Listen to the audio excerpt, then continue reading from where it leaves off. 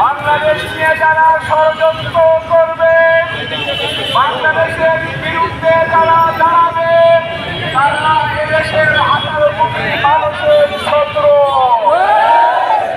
এই যে শত্রু রূপান্তরিত হয়েছে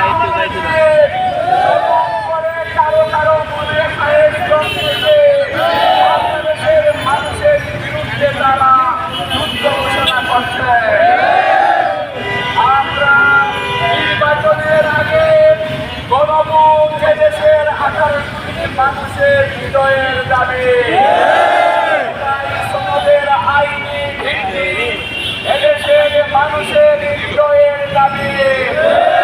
দাবি শুনতে এবং বুঝতে যদি আপনারা ভুল করে তাহলে জনগণের কাছে আসেন, দেখেন জনগণ চায়। ভাই এবং বন্ধুগণ, সন্ত্রাস এবং বিভিন্ন গুপ্ত সন্ত্রাসের বিরুদ্ধে আমাদের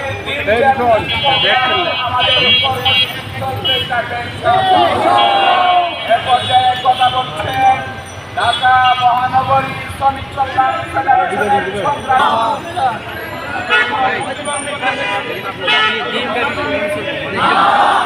আমাদের প্রতিবাদ চলবে। এই দেশ থেকে যতক্ষণ না প্রেসিডেন্ট সকলে নির্ভর হবে, ততক্ষণ আমাদের প্রতিবাদ প্রতিরোধ চলবে ইনশাআল্লাহ। আমরা এক তারিখে বলাতে বাধ্য করেছি,